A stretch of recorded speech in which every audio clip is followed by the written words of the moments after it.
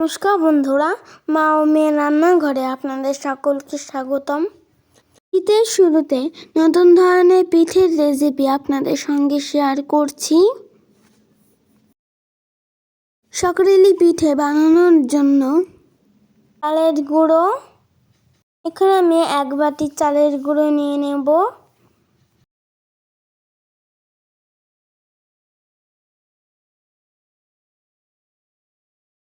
নিয়ে নেব 1 বাটি ময়দা। নিয়ে নেব 1 বাটি চিনি।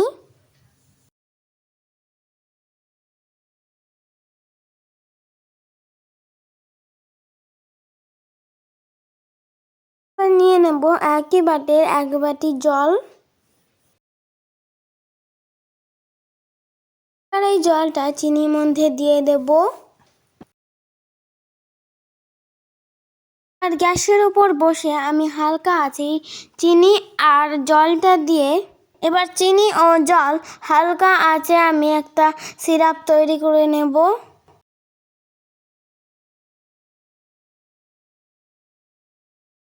চিনি আর জলটা আমি একটা হাতার সাহায্যে আস্তে আস্তে করে ঘেটে নেব। এবার একটা এলাচ আমি থেতো করে দিয়ে দেব।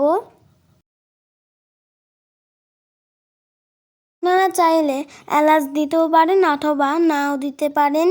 আমার চিনি গলে গেছে, আর আমি গ্যাস বন্ধ করে নেব।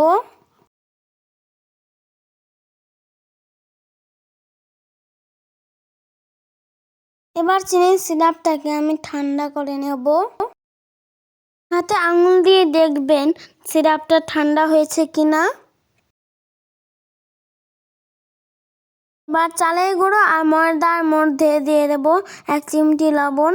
এবার ঠান্ডা করা চিনির সিরাপটা দিয়ে অল্প অল্প সিরাপ দিয়ে আমি হাত দিয়ে মেখে নেব।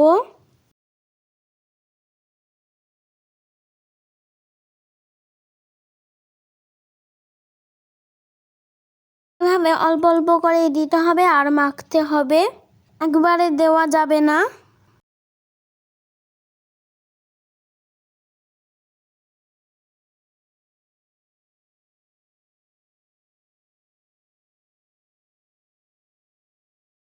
এইভাবে অল্প অল্প করে চিনির সিরাপ দিয়ে আমি ভালোভাবে মাখিয়ে নেব।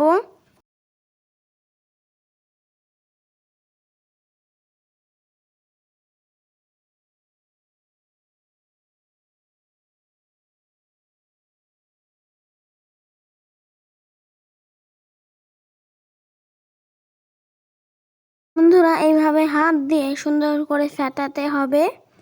এই ফেটানোটা যত ভালো হবে ততটাই পিঠে ভালো হবে। এই পিঠেটা কিন্তু চিনির সিরাপ দিয়ে করতে হবে, অন্য জল দিয়ে করা যাবে না। এইভাবে হাত দিয়ে 10 থেকে 15 মিনিট ফেটিয়ে নিতে হবে। এই পিঠের জন্যে 4টে উপকরণই সমান পরিমাণে নিতে হবে। এখন বন্ধুরা, এবার আমি পুরো সিরাপটাই দিয়ে দিয়েছি। ব্যাটারটা এইরকমই ঘনত্ব হবে, একদম পাতলাও হবে না আর গাঢ়ও হবে না। এবার আমি 20 মিনিটের জন্য ঢেকে দেব। মিনিট পর ঢাকনাটা তুলে নিলাম। আর ঢাকনাটা তুলে একটা হাতার সাহায্যে এভাবে ঘেটে দেব। এবার একটা কড়াতে দিয়ে দিলাম সাদা তেল। এইরকমই ছড়ানো টাইপের কড়াই নিতে হবে, খুব বেশি তেল দেওয়া যাবে না, একদমই ডুবো তেলে ভাজা যাবে না কিন্তু এই পিঠে। এবার 1 হাতা ব্যাটার নিয়ে আমি তেলের মধ্যে আস্তে আস্তে দিয়ে দেব। বন্ধুরা, এই পিঠেটার জন্য কিন্তু অল্প অল্প তেল দিতে হবে ও ভাজতে হবে। দেখুন বন্ধুরা, সাইড দিয়ে কত সুন্দর ফুলে উঠছে। একটা খুন্তির সাহায্যে এই গরম তেলটা পিঠের উপরে দিতে হবে, তাহলে সুন্দর ফুলে উঠবে। দেখুন বন্ধুরা, কত সুন্দর ফুলে উঠেছে। পিঠেটা কিন্তু এক পাশেই ভাজতে হয়, উল্টানো যাবে না।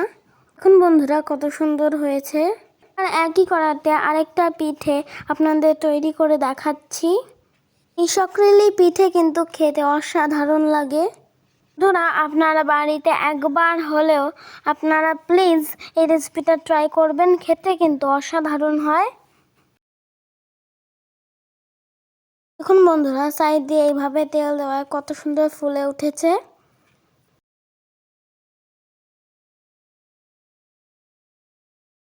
দেখুন বন্ধুরা পিঠেটার মাঝখানে কত সুন্দর ফুলে উঠছে।